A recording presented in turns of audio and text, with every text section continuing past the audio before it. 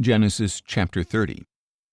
When Rachel saw that she was not bearing any children for Jacob, she envied her sister. "Give me children, or I will die," she said to Jacob.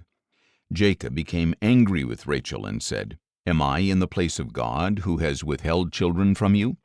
Then she said, "Here is my maidservant Bilhah. Sleep with her, that she may bear children for me, so that through her I too can build a family." So Rachel gave Jacob her servant Bilhah as a wife, and he slept with her, and Bilhah conceived and bore him a son.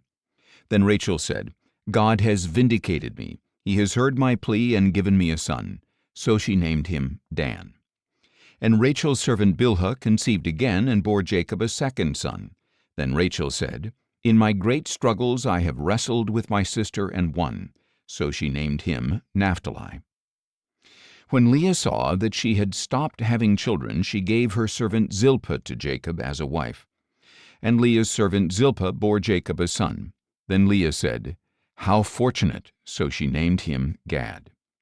When Leah's servant Zilpah bore Jacob a second son, Leah said, "How happy I am, for the women call me happy." So she named him Asher. Now during the wheat harvest, Reuben went out and found some mandrakes in the field. When he brought them to his mother, Rachel begged Leah, "Please give me some of your son's mandrakes." But Leah replied, "Is it not enough that you have taken away my husband? Now you want to take my son's mandrakes as well?" "Very well," said Rachel, "he may sleep with you tonight in exchange for your son's mandrakes." When Jacob came in from the field that evening, Leah went out to meet him and said, "You must come with me, for I have hired you with my son's mandrakes." So he slept with her that night. And God listened to Leah, and she conceived and bore a fifth son to Jacob. Then Leah said, "God has rewarded me for giving my maidservant to my husband." So she named him Issachar. Again Leah conceived and bore a sixth son to Jacob. "God has given me a good gift," she said. "This time my husband will honor me, because I have borne him 6 sons." And she named him Zebulun. After that, Leah gave birth to a daughter and named her Dinah. Then God remembered Rachel. He listened to her and opened her womb, and she conceived and gave birth to a son. "God has taken away my shame," she said. She named him Joseph and said, "May the Lord add to me another son." Now after Rachel had given birth to Joseph, Jacob said to Laban, "Send me on my way so I can return to my homeland. Give me my wives and children for whom I have served you, that I may go on my way. You know how hard I have worked for you." But Laban replied, "If I have found favor in your eyes, please stay.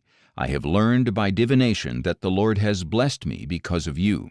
And he added, "Name your wages, and I will pay them." Then Jacob answered, "You know how I have served you, and how your livestock have thrived under my care. Indeed, you had very little before my arrival, but now your wealth has increased many times over. The Lord has blessed you wherever I set foot. But now, when may I also provide for my own household?" "What can I give you?" Laban asked.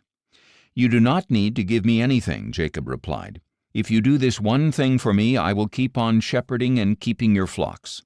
Let me go through all your flocks today and remove from them every speckled or spotted sheep, every dark-colored lamb, and every spotted or speckled goat. These will be my wages. So my honesty will testify for me when you come to check on my wages in the future.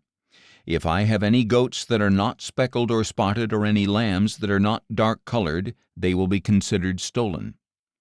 "Agreed," said Laban. "Let it be as you have said." That very day Laban removed all the streaked or spotted male goats and every speckled or spotted female goat, every one that had any white on it, and every dark-colored lamb, and he placed them under the care of his sons. Then he put a 3-day journey between himself and Jacob, while Jacob was shepherding the rest of Laban's flocks.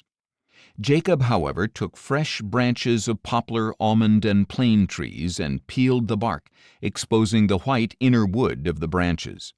Then he set the peeled branches in the watering troughs in front of the flocks coming in to drink. So when the flocks were in heat and came to drink, they mated in front of the branches, and they bore young that were streaked or speckled or spotted. Jacob set apart the young, but made the rest face the streaked, dark-colored sheep in Laban's flocks. Then he set his own stock apart and did not put them with Laban's animals. Whenever the stronger females of the flock were in heat, Jacob would place the branches in the troughs in full view of the animals, so that they would breed in front of the branches. But if the animals were weak, he did not set out the branches. So the weaker animals went to Laban, and the stronger ones to Jacob. Thus Jacob became exceedingly prosperous. He owned large flocks, maidservants and menservants, and camels and donkeys.